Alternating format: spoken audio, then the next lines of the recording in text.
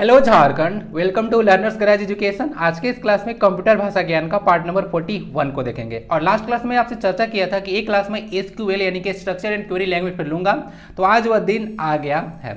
अभी मैं चर्चा किया था आपसे कुछ दिन पहले कि जो जेएसएससी लैब असिस्टेंट जो कि एग्जाम आपको पता होगा अभी पोस्टपोन किया गया था, तो उसमें जो है से एसक्यूएल पर बेस जो है से क्वेश्चन पूछा गया था। ओके, तो चांस ये है कि आगे भी जेएसएससी के एग्जाम होगा उसमें क्वेश्चन पूछे जा सकते हैं। ठीक है, तो इसी पर बेस्ड मैं एक क्लास लेने वाला हूं। 25 क्वेश्चन आज के क्लास में टोटल देखने को मिलेगा। सम क्वेश्चंस आर एमसीक्यूज और कुछ जो है से वन लाइनर देखने को मिलेगा। तो आइए स्टार्ट करते हैं। जेएसएससी का कोई भरोसा नहीं रहता है। अदर एग्जाम में देखिएगा तो एसक्यूएल बेस्ड जो है से क्वेश्चन नहीं आता है, बट जेएसएससी का गारंटी नहीं है, एसक्यूएल में भी घुसा के आपको क्वेश्चन पूछ दिया है। क्लियर है ना? तो आइए देख लेते हैं कुछ इंपॉर्टेंट क्वेश्चन। हम लोग बेसिक चीज देखेंगे या जो काफी टॉप चीज होता है एसक्यूएल। ओके, तो हम स्ट्रक्चर एंड क्वेरी लैंग्वेज, लेकिन हम लोग को बेसिक चीज सिर्फ पढ़ना है। ओके, उतना हम लोग को कोडिंग नहीं करना है और उतना डिटेल में नहीं जाना है। ओके ना, जो बेसिक चीज होता है उसी पर हम लोग प्रकाश डालेंगे। बाकी कंप्यूटर का जितना भी लेक्चर पढ़ा हुआ है, जो लोग नए ज्वाइन कर रहे हैं सारा विजिट कर लीजिएगा, आपके लिए काफी फ्रूटफुल रहेगा। और अभी जैसे डेली लेक्चर नहीं आ रहा है क्योंकि अभी एग्जाम भी नहीं है, तो मैं भी एक दो दिन पर अपडेट करता हूँ। ओके, कुछ और भी काम है तो उस पर मैं काम कर रहा हूँ। ओके ना, तो आइए देख लेते हैं पार्ट नंबर 41। पीडीएफ इसका टेलीग्राम पे मिलेगा, तो उस पर आप लोग जरूर जैसे जाकर ज्वाइन कीजिए और डाउनलोड कर लीजिएगा। पहला क्वेश्चन है the SQL statement that queries और reads data from a table is. तो देखिए बोला जा रहा है कि एक एसक्यूएल का स्टेटमेंट होता है जो कि क्या करता है, किसी डेटा को रीड करता है टेबल से। उसको क्या बोलते हैं? रीड। ऑप्शन देख रहे हो विनोद? रीड, ऑर्डर, सेलेक्ट या फिर क्वेरी। तो ऑप्शन इतना सिमिलर है, यहाँ पे रीड बोला है और ऑप्शन में जो है से रीड डाल के रखा है, तो लोग यहीं पे कंफ्यूज कर जाएंगे। ठीक ना, तो इसको ध्यान रखिएगा। एक ऐसा एसक्यूएल स्टेटमेंट जो कि क्वेरी या को रीड कर सकता है टेबल से, उसको सेलेक्ट बोलते हैं। क्या होता है? उसको सिलेक्ट स्टेटमेंट बोला जाता है। तो बहुत सारे हम लोग अभी स्टेटमेंट के बारे में भी देखने वाले हैं। फॉर द टाइमिंग याद रखिएगा, यह सिलेक्ट स्टेटमेंट होता है जो कि क्वेरी को रीड कर, क्वेरी को बोल सकते हैं या रीड कर सकता है डेटा को किसी टेबल से। आइए इसको देख लेते हैं। जैसे कि देख सकते हैं कोई टेबल लिखा हुआ है, कोई कस्टमर का जो है एक टेबल बनाया हुआ है, तो यहाँ से जो सिलेक्ट है, क्या है? सिलेक्ट है, इसका एक पैरामीटर जो है फ्रॉम देखने को मिलेगा। तो यहाँ से देख लीजिएगा, यह फर्स्ट नेम लिखा हुआ है फिर लास्ट नेम, यानी कि कुछ जो है यहाँ पे जो है यहाँ पे पैरामीटर लगाया गया है, फर्स्ट नेम और लास्ट नेम। उसके बाद देखिए यह टेबल में कन्वर्ट हो गया है। ठीक ना, तो यही सारा बोला जा रहा है कि जो रीड करता है डेटा को किसी टेबल से, तो वह जो होता है सिलेक्ट जो है स्टेटमेंट होता है। ओके ना, तो डायग्राम की हेल्प से इसको समझा दिया, तो ध्यान रखिएगा रीड नहीं होता है। ऑप्शन ऐसे सिमिलर आपको देखने को मिल जाएगा। क्वेश्चन नंबर नेक्स्ट रहता है second normal form. Normal form क्या होता है? नॉर्मल फॉर्म होता है ना, नॉर्मल अगर मतलब आपको मैं समझ बताऊं तो कोई अगर डेटाबेस है, क्या है? डेटाबेस है, तो उसको जो है टेबल के रूप में कन्वर्ट करना है, वही होता है आपका नॉर्मल फॉर्म।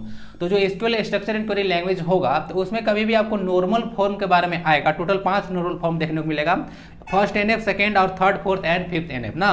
तो इसको ध्यान रखिएगा। फिफ्थ जो एनएफ होता है ना, बहुत ही रेयर होता है। ओके, यह इंटरप्राइज जो है से एप्लीकेशन में यूज होता है, बट जो है से बाकी जो है से 4 ज़्यादा यूज होता है, लेकिन 5 जो है से जो नॉर्मल फॉर्म होता है। तो किसी डेटाबेस को टेबल में जब कन्वर्ट किया जाता है तो उसी को जो है नॉर्मल फॉर्म बोला जाता है। बस सिंपल वर्ड में इतना याद रखिएगा। तो जो सेकेंड नॉर्मल फॉर्म होता है ना, वह जो है जितना भी रूल होता है वो फर्स्ट का लगता है। तो सेकेंड नॉर्मल फॉर्म में क्या लगता है? सेकेंड नॉर्मल फॉर्म में इतना याद रखिएगा कि फर्स्ट का जो है से रूल लगता है। ओके, तो सेकेंड नॉर्मल फॉर्म का आंसर 1 NF हो जाएगा। नॉर्मल फॉर्म क्या होता है मैं डिस्कस कर दिया। यहाँ पे देखिए लिखा हुआ था कि लिखा हुआ भी है नॉर्मल फॉर्म्स टोटल आपको 5 देखने को मिलेगा। 1 NF है, सेकेंड NF है, मतलब फिर थर्ड है, फोर्थ है, फिर BCNF आता है, फिर फोर्थ है, फिर यहाँ पे फिफ्थ NF देखने को मिलेगा। तो आइए देख लेते हैं इसको ना फर्स्ट NF के बारे में। तो एक ऐसा डेटाबेस टेबल होता है फर्स्ट NF में, अगर इसका कोई रिपीटिंग या फील्ड्स या कॉलम जो है रिपीट नहीं करता है, कोई भी फील्ड या कॉलम होता है वो रिपीट नहीं करता है, तो फर्स्ट नॉर्मल फॉर्म में होता है। सेकेंड नॉर्मल फॉर्म में देख लीजिएगा लिखा हुआ भी था कि एक डेटाबेस टेबल ऐसा होता है said to be NF if it is in 1 NF। बोला ना आंसर, तो यही जो था से पूछा था आपसे कि सेकेंड जो नॉर्मल फॉर्म होता है इसका रूल किससे मीट करता है? तो फर्स्ट NF से। तो आंसर आपको मिल चुका है first NF। And contains only those fields और column that are functionally dependent. ठीक है ना, यानी कि जो डिपेंडेंट होते हैं फंक्शन, उसी को जो है से फील्ड और कॉलम उसमें होता है। ठीक है, तो ये होता है सेकेंड नॉर्मल फॉर्म और फर्स्ट नॉर्मल फॉर्म। ओके ना, तो 2 चीज के बारे में याद रखिएगा। नेक्स्ट आता है the command to eliminate a table from a database is delete, update, drop और रिमूव। देख रहे हैं ऑप्शन ऑप्शन मतलब इस तरह से डाले हुए, मतलब इसमें ऐसा क्वेश्चन जो एसक्यूएल का आएगा ना, थोड़ा सा ध्यान रखिएगा। एकदम ऑप्शन आपको एग्जाम में जब देखिएगा ना अचानक से, तो आपको लगेगा कि आंसर यही है वो बंदा। ठीक है, जो आंसर है।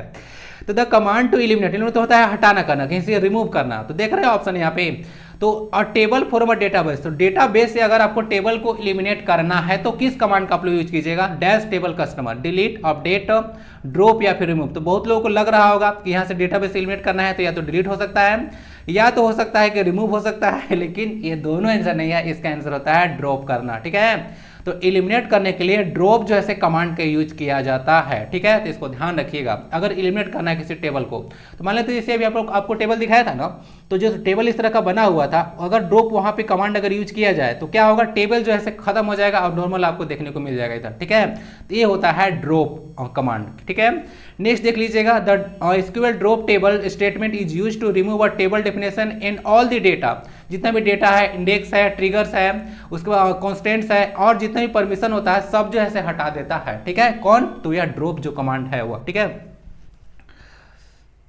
नेक्स्ट आता है the SQL keywords dash is used with dash wild cards. तो इसमें ना लाइक होता है ना, तो याद रख लीजिएगा, इसमें जो लाइक यूज होता है कि एसक्यूएल जो कीवर्ड होता है तो उसमें जो वाइल्ड कार्ड यूज होता है वह लाइक ओनली होता है। ओके, इन और नोट सब कुछ नहीं होगा। देख लीजिएगा, a wildcard character is use to substitute one or more character in string. कोई स्ट्रिंग में अगर एक से ज्यादा कैरेक्टर आपको ऐड करना है तो वहां पे वाइल्ड कार्ड कैरेक्टर यूज किया जाता है।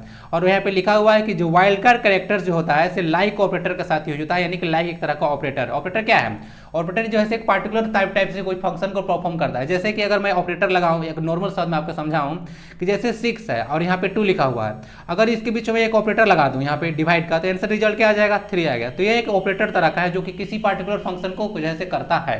ठीक है ना, अगर मल्टीप्लाई लगा दीजिएगा तो रिजल्ट कितना आ जाएगा, 12 आ जाएगा।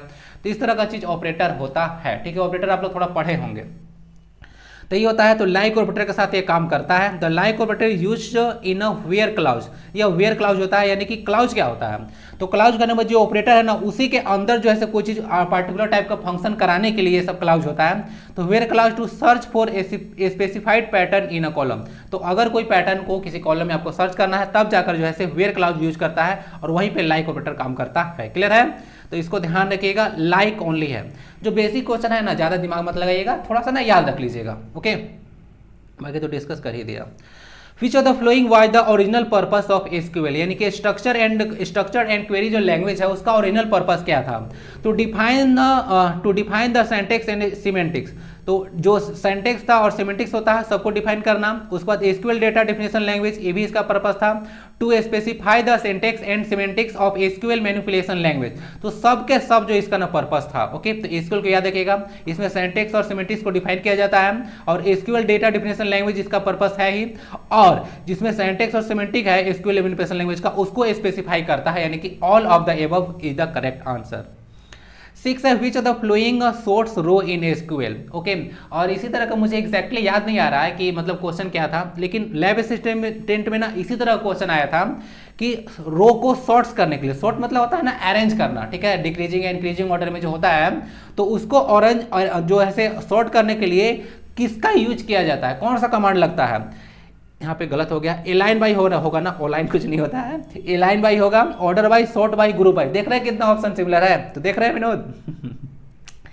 तो ध्यान रखिएगा, बहुत लोग तो इसका आंसर क्या लगाएंगे, सॉर्ट बाय। तो सॉर्ट बाय इसका आंसर नहीं होगा, क्योंकि लिखा हुआ है question which of the following sorts rows in SQL. तो अगर रोज है उसको या तो असेंडिंग ऑर्डर में या तो फिर डिसेंडिंग ऑर्डर में अगर आपको लगाना है तो उसके लिए जो है सॉर्ट बाय नहीं होता है, बल्कि इसको ऑर्डर बाय होता है। तो एक क्वेश्चन यहाँ से कंफ्यूज होगा, कंफ्यूजन में आपको कंफ्यूजन में डाला सकता है इस क्वेश्चन को देखकर।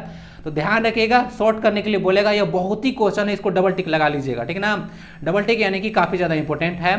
ऑर्डर बाय का यूज किया जाता है अगर किसी रो को सॉर्ट करना है तो। सॉर्ट मतलब वही इंक्रीजिंग या डिक्रीजिंग। तो इंक्रीजिंग या डिक्रीजिंग है ना, एक तरह का क्या हो गया, इस सब तरह का एक कमांड हो गया जो कि अंदर में होता है। ठीक है, तो देख लीजिएगा यहाँ पे अगर ऑर्डर बाय क्लाउज अगर लगाया गया, एक तरह का क्लाउज है एसक्यूएल में लगाया जाता है, तो इस तरह का देख लीजिएगा यहाँ पे ना ये सब सिलेक्ट किया जाता है। उसके बाद जो है से फ्रॉम एम्प्लॉई ऑर्डर बाय लगाया गया, उसमें इंक्रीजिंग या डिक्रीजिंग आप लोग कर दीजिएगा, तो ये जो है इंक्रीजिंग या डिक्रीजिंग ऑर्डर में आ जाता है। तो यही ऑर्डर बाय का जो है फंक्शन होता है। ये रो को सॉर्ट्स करता है। रो को सॉर्ट मतलब रो क्या होता है, ये जो हॉरिजॉन्टल लाइन होता है उसको रो कहा जाता है ना। तो देखिएगा इसको थोड़ा सा ध्यान से देख लीजिएगा, ऊपर का नीचे, नीचे का ऊपर हो गया है, जो कि पार्टिकुलर ऑपरेटर यहाँ पे लगाया गया होगा तब उसके। ठीक है ना, तो ऑर्डर बाय का फंक्शन यही होता है कि रो को सॉर्ट करता है, यानी कि इंक्रीजिंग या डिक्रीजिंग ऑर्डर में अरेंज करता है। ओके ना, सॉर्ट बाय या ग्रुप बाय नहीं होता है।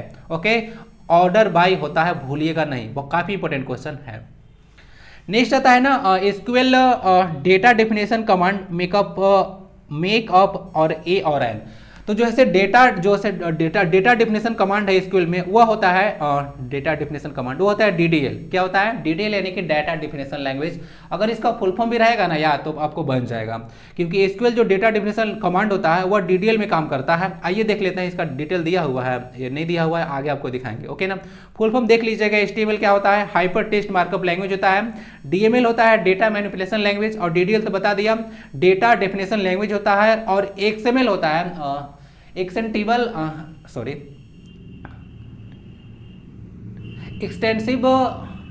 एक्सटेंसिव मैनिपुलेशन लैंग्वेज होता है ना, एक्सएमएल का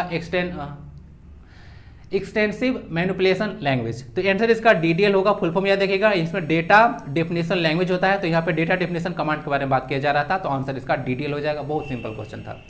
नेक्स्ट रहता है in the dash normal form a composite attribute is converted to individual attributes. तो बोला जा रहा है कि वह कौन सा नॉर्मल फॉर्म होता है जिसमें एक जो कंपोजिट एट्रीब्यूट होता है उसको हम लोग इंडिविजुअल एट्रीब्यूट्स में कन्वर्ट करते हैं, तो वह होता है फर्स्ट नॉर्मल फॉर्म। तो फर्स्ट नॉर्मल फॉर्म में क्या होता है कि जो कंपोजिट एट्रीब्यूट होता है उसको अलग अलग पार्ट में जो है हम लोग बांट देते हैं। आइए इसके बारे में देख लेते हैं। जैसे कि देख लीजिएगा, ये तो ना सिंपल एट्रीब्यूट्स है और यहाँ पे ना कंपोजिट एट्रीब्यूट्स लिखा हुआ है। फॉर एग्जांपल मैं अपना घर का एड्रेस मतलब एड्रेस दे दूँ आपको पलामू, तो क्या मेरे पास आप पहुँच जाइएगा? बिल्कुल नहीं पहुँच पाइएगा। मुझे क्या करना होगा? मुझे आपको ना देना होगा, जैसे डिस्ट्रिक्ट दे दिया तो उसके बाद जो है भाई कौन सा सिटी में रहता हूँ, स्ट्रीट नंबर देना होगा, ओके, उसके बाद हाउस नंबर देना होगा। तो ये सब मैं जब तक आपको प्रोवाइड नहीं कराऊंगा, सिर्फ पलामू बोल देने से आप मेरे पास नहीं पहुँच पाइएगा। क्लियर है ना? तो इसको ध्यान रखिएगा। सिंपल एट्रीब्यूट्स अगर का एग्जाम्पल समझे तो यहाँ पे देख लीजिए, कोई स्टूडेंट है, उसका एज है, यहाँ पे क्लास है या फिर रोल नंबर है, ठीक है। लेकिन अगर कंपोजिट एट्रीब्यूट्स के बारे में अगर बात करें तो यही स्टूडेंट्स है, क्या है? यही स्टूडेंट्स है, इसका जो है एज के बारे में है और रोल नंबर है। तो ये सब तो सिंपल हो जाएगा आपका सिंपल एट्रीब्यूट्स। लेकिन एड्रेस जो है सिंपल एट्रीब्यूट्स में नहीं आएगा। एड्रेस बोल देने से क्या होगा? नहीं आप पहुंच पाइएगा। आपको स्टेट बताना पड़ेगा, सिटी बताना पड़ेगा, स्टेट बताना पड़ेगा, ओके, उसके बाद जो है हाउस नंबर बताना पड़ेगा, तब जाकर आप लोग पहुंच पाइएगा। क्लियर है ना? तो ये होता है सिंपल एट्रीब्यूट्स और एक होता है कंपोजिट एट्रीब्यूट्स। तो फर्स्ट जो एनएफ होता है यानी कि नॉर्मल फॉर्म, उसमें जो कंपोजिट एट्रीब्यूट्स होता है उसको इंडिविजुअल एट्रीब्यूट्स में कन्वर्ट कर दिया जाता है। क्लियर? आंसर इसका ए है। नेक्स्ट है you can add a row using SQL in a database with which of the following. ये भी क्वेश्चन देख लीजिए यहाँ से क्वेश्चन इसको। तो एसक्यूएल में अगर कोई रो को जैसे ऐड करना है रो एसक्यूएल में, तो जैसे कौन सा डेटाबेस को आप लोग यूज कीजिएगा, ठीक है, इन डेटाबेस, तो कौन सा जो है कमांड आप यूज कीजिएगा? इंसर्ट, क्रिएट, ऐड या फिर मेक। तो देख रहे हैं ऐड लिखा हुआ है और यहाँ भी ऐड जो है एक ऑप्शन देखने को मिल रहा है। तो ओके, तो गलत नहीं करना है, ऐड नहीं होगा, यहाँ पे इंसर्ट होगा, ठीक है। तो इंसर्ट करते हैं, इंसर्ट का मतलब ही होता है कोई चीज ऐड करना, लेकिन ये इसका सिनोनिम्स है, लेकिन आंसर नहीं है, ठीक है ना। तो ऐड करने के लिए किसी एसक्यूएल में ऐड करना है रो को एसक्यूएल में किसी डेटाबेस में, तो इंसर्ट जो है कमांड का यूज किया जाता है। तो इंसर्ट याद रखिएगा, न कि ऐड। क्लियर? ऐड के लिए इंसर्ट होता है, ऐड का ऐड आंसर नहीं होगा। Which normal form is considered adequate for relational database design? Adequate मतलब होता है ना पर्याप्त, सफिशिएंट। तो कौन सा जो है से रिलेशनल डेटाबेस डिजाइन के लिए नॉर्मल फॉर्म जो होता है, जिसको शॉर्ट में एनएफ बताया था ना, कोई डेटाबेस है उसको टेबल में कन्वर्ट करना है तो उसको नॉर्मल फॉर्म बोला जाता है, इन शॉर्ट एनएफ। तो अगर जो है से डेटा रिलेशनल डेटाबेस डिजाइन करना है, ठीक ना, एक जो है याद रख लीजिएगा RDBMS होता है ना, इसको बोलते हैं relational database management system. Full form याद रखिएगा, मैं बता दिया क्योंकि मेरा कोई गारंटी नहीं है कि याद रहेगा ही, आगे मैं भूल भी जाता हूँ। तो रिलेशनल डेटाबेस मैनेजमेंट सिस्टम, इसका फुल फॉर्म याद रखिएगा। और कभी कभी काट के भी फुल फॉर्म पूछ देते हैं कि DBMS का फुल फॉर्म बताइए, तो ये हो जाएगा डेटाबेस मैनेजमेंट सिस्टम, ओके ना, DBMS। तो यहाँ पे देख लीजिएगा, अगर जो है से एडिक्वेट होता है जो रिलेशनल डेटाबेस डिजाइन के लिए, वह होता है थर्ड एनएफ ना, तो 3 एनएफ जो होता है सो इसका आंसर हो जाएगा। तो यही नॉर्मल फॉर्म सफिशिएंट होता है, ओके, इससे आगे भी होता है लेकिन ये भी सफिशिएंट होता है। नेक्स्ट होता है the result of SQL select statement is और एंड। याद कीजिए पहला क्वेश्चन में जो है मैं आपको दिखाया था डायग्राम ए वाला, तो उसमें जो सेलेक्ट जो है से ऑपरेटर यहाँ पे यूज किया गया था कमांड, ओके। तो उसके बाद वह क्या हुआ था, तो यह टेबल के रूप में कन्वर्ट हो गया था। देखिए जो है से क्या है, ये एक टेबल के रूप में बदल गया है। तो जो रिजल्ट होता है एसक्यूएल सेलेक्ट का स्टेटमेंट का, वह एक टेबल बन जाता है। फाइल रिपोर्ट फॉर्म नहीं होगा, यह टेबल इसका आंसर होगा। साफ साफ यहाँ पे दिख रहा है कि एक टेबल है, ओके, इसमें कुछ समझने की वाला कोई चीज़ नहीं है, ठीक है। नेक्स्ट क्वेश्चन आता है प्राइमरी की इज सिलेक्टेड फ्रॉम द, तो जो प्राइमरी की होता है वह किससे सिलेक्ट किया जाता है, तो डिटर्मिनेंट्स लिखा हुआ है, ओके, कैंडिडेट्स लिखा हुआ है, कंपोजिट कीज लिखा हुआ है और फॉरेन कीज लिखा हुआ है। आंसर इसका हो जाएगा कैंडिडेट कीज। अब कैंडिडेट कीज के अंतर्गत जो है प्राइमरी की जाता है। कुछ डेटाबेस कीज के बारे में देखिएगा तो यहाँ पे एक आता है कैंडिडेट की, इसके अंदर आपको प्राइमरी की दिख रहा है और यहाँ पे अल्टरनेट की दिख रहा है, ओके ना। तो प्राइमरी की और अल्टरनेट की दोनों जैसे सेलेक्ट किया जाता है कैंडिडेट की में से, क्लियर है। तो याद रख लीजिएगा, आगे चल के अगर अल्टरनेट की भी पूछ देंगे किस में सिलेक्ट होगा तो वो भी कैंडिडेट की में ही होगा। तो ये सब बहुत ना फेमस टाइप का क्वेश्चन है जो कि यहाँ पे डिस्कस किया जा रहा है, ओके ना। और सारा क्वेश्चन मैं इंटरनेट से बनाया हूँ। तो आंसर इसका कैंडिडेट कीज हो जाएगा। तो ही प्राइमरी की को सिलेक्ट किया जाता है कैंडिडेट की से, यहाँ तक कि अल्टरनेट की को भी कैंडिडेट की से सिलेक्ट किया जाता है। नेक्स्ट क्वेश्चन 13 आता है, a relation is in this form if it is in BCNF and had no multi valued dependency. तो यह ना फोर्थ नॉर्मल फॉर्म होता है, इसको ध्यान रखिएगा। एक ऐसा, अच्छा BCNF का फुल फॉर्म आप लोग बताइए, पता है किसी को? देखिए PDF में डाल दूंगा, BCNF का फुल फॉर्म आप लोग बताइए क्या होता है, थोड़ा बहुत इसके बारे में भी जो है बता दूंगा। तो a relation is in this form if it is in BCNF and has no multi value dependency, यानी कहने का मतलब जो है ना, यह जो नॉर्मल फॉर्म होता है बहुत सारे वैल्यू पर डिपेंड नहीं करता है और यह BCNF में होता है, तो वह होता है फोर्थ नॉर्मल फॉर्म। तो याद रखिएगा, जो फोर्थ नॉर्मल फॉर्म होता है वह BCNF में होता है और ज़्यादा अलग अलग वैल्यू पर इसका डिपेंडेंसी नहीं होता है, ओके ना। तो फोर्थ नॉर्मल फॉर्म को याद रखिएगा, आंसर इसका C है। नेक्स्ट क्वेश्चन आता है SQL can be use to, SQL किसके लिए यूज किया जा सकता है? क्रिएट डेटाबेस स्ट्रक्चर ओनली, उसके बाद लिखा हुआ है क्वेरी डेटाबेस डेटा ओनली, उसके बाद लिखा हुआ है modified database data only, all of the above can be done by SQL। तो आंसर इसका D है ना, SQL हर एक काम कर सकता है। डेटाबेस क्वेरी को आप लोग को याद होगा, पहला क्वेश्चन सिलेक्ट जो है रीड और क्वेरी करने के लिए, क्रिएट करने के लिए, मॉडिफाई करने के लिए, सब काम करने के लिए SQL का यूज किया जा सकता है। SQL query and modification command make up A और N। तो जो SQL क्वेरी होता है और मॉडिफिकेशन कमांड दोनों मिलकर क्या बनाते हैं, तो ध्यान रखिएगा, इसको DML बनाता है, यानी कि डेटा मैनिपुलेशन लैंग्वेज, क्लियर। सबका फुल फॉर्म अगेन देख लीजिएगा, DDL होता है डेटा डेफिनेशन लैंग्वेज, HTML होता है hyper text markup language, XML होता है एक्सटेंसिबल मार्कअप लैंग्वेज। अच्छा, कभी मॉडिफिकेशन या कुछ और बोल दिया था क्या? इसका फुल फॉर्म देख लीजिएगा, इसका होता है एक्सटेंसिबल मार्कअप लैंग्वेज होता है ना कि मॉडिफिकेशन बोला हुआ था, सॉरी, एक्सटेंसिबल मार्कअप लैंग्वेज होता है, क्लियर। यहाँ पे DML होता है डेटा जो है मैनिपुलेशन लैंग्वेज, मैनिपुलेशन होता है न कि मॉडिफिकेशन। यहाँ पे मॉडिफिकेशन वर्ड था तो इसका फुल फॉर्म में मैनिपुलेशन होता है न कि modification. What are magic tables in SQL? तो SQL में जो मैजिक टेबल होता है वह क्या होता है? तो जो इंसर्ट और जो डिलीट कमांड आप देख रहे हैं वही जैसे मैजिक टेबल कहा जाता है SQL में। कौन कौन? इंसर्ट और डिलीट कमांड। ट्रिगर क्या होता है? तो ट्रिगर देख लीजिएगा, trigger are special type of store procedure, एक तरह का ऐसा जो स्टोर प्रक्रिया होता है which gets invokes upon a certain event, यानी कुछ काम आप करते हैं तो वह ट्रिगर हो जाता है, यानी कि अपने आप जैसे कुछ फंक्शन को कर देता है, तो उसको बोला जाता है स्टोर्ड प्रोसीजर, जो कि अपने आप कुछ काम कर देगा जब आप कोई चीज को इन्वोक करेंगे, कोई चीज करना चाहेंगे तब। They can be performed upon insert, insert कर सकते हैं तब करेगा, अपडेट कीजिएगा, डिलीट कीजिएगा तब यह काम करता है ट्रिगर, ठीक है। आंसर इसका आंसर क्या है? ये तो ऑनलाइनर हो गया। स्केलेबिलिटी क्या है? स्केलेबिलिटी मतलब होता है the application meets it's requirement for efficiency even if number of users increase, यानी कि स्केलेबिलिटी मतलब होता है कि अगर नंबर ऑफ यूजर्स बढ़ भी जाए तो अपने आप को यह एकोमोडेट कर लेगा और सबको जो है से काम करने के लिए जो है से मतलब एक तरह से बोल सकते हैं कि जो है से अवसर प्रदान कर देगा, यानी सबको मैनेज कर सकता है, तो वह होता है स्केलेबिलिटी, ओके। तो आंसर इसका हो गया है, देख लीजिए।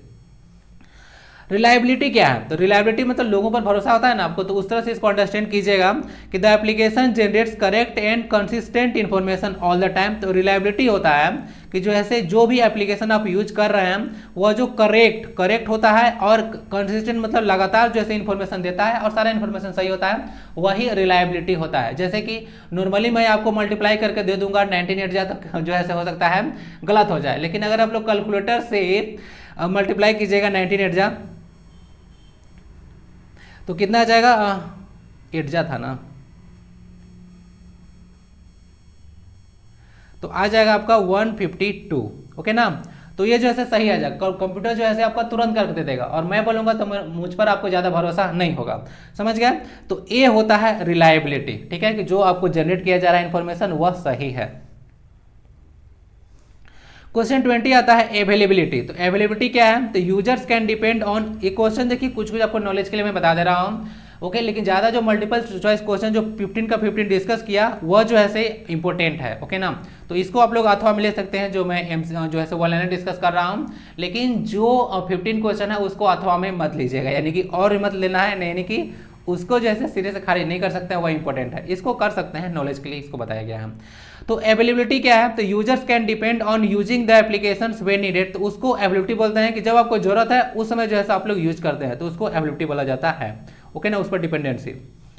और एसक्यूएल क्या है, तो एसक्यूएल तो पूरा कहानी हो चुका है, ओके। अब एसक्यूएल आ रहा है, तो मैं बताया था कि एसक्यूएल क्या होता है, तो एसक्यूएल होता है structured and query language. Query में डबल आर नहीं होता है, इसको देख लीजिएगा। स्ट्रक्चर्ड एंड क्वेरी लैंग्वेज होता है, और स्ट्रक्चर्ड होता है नॉट की स्ट्रक्चर। जब एग्जाम में ऑप्शन डाला जाएगा ना, तो उसको ध्यान रखिएगा, स्ट्रक्चर भी हो सकता है, डबल आर करके दे देगा, ठीक है, या स्टैंडर्ड एंड क्वेरी लैंग्वेज भी दे देगा, इस तरह का ऑप्शन देखने को मिलता है। तो स्ट्रक्चर्ड एंड क्वेरी लैंग्वेज होता है।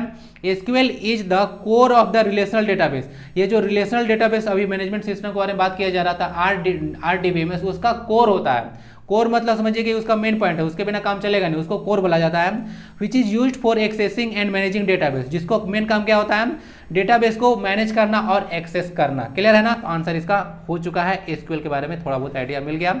माई एसक्यूएल क्या है, तो यह जो है एक रिलेशनल डेटाबेस मैनेजमेंट सिस्टम है, जैसे कि एसक्यूएल सर्वर बोलिए या फिर इन्फॉर्मिस बोलिए, तो यह एक रिलेशनल डेटाबेस मैनेजमेंट सिस्टम का एग्जांपल है। अभी आप देख रहे थे एसक्यूएल, तो एसक्यूएल के टाइप में आ जाता है माई एसक्यूएल। तो माई एसक्यूएल भी एक तरह का रिलेशनल डेटाबेस जो है सिस्टम है।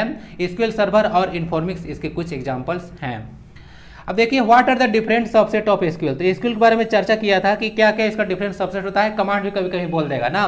तो एसक्यूएल का कमांड देख लीजिए, यहाँ पे है डीडीएल है, डेटा डेफिनेशन लैंग्वेज है, डीएमएल है, डेटा मैनिपुलेशन लैंग्वेज, इसमें होता है डेटा कम्युनिकेशन लैंग्वेज, डीसीएल होता है, और एक होता है ये होता है आपका ट्रांजेक्शन कंट्रोल लैंग्वेज ना, ट्रांजेक्शन कंट्रोल लैंग्वेज, ओके। या तो देख लीजिए इसको डिटेल में क्या क्या आता है, तो क्रिएट होता है, अल्टर होता है, ड्रॉप होता है, रीनेम होता है। कभी कभी ना आपको छांटने के लिए भी दे देगा, क्वेश्चन क्या देगा कि इनमें से कौन सा डिटेल में नहीं आता है, यानी कि डिटेल में नहीं आता है, डेटा डेफिनेशन लैंग्वेज में कौन नहीं आता है। क्रिएट, अल्टर और ड्रॉप दे देगा, एक ऑप्शन यहाँ पे डिलीट डाल देगा। तो डिलीट ऐसे ये डीमेल में आता है, यहाँ देखिए दिख रहा है।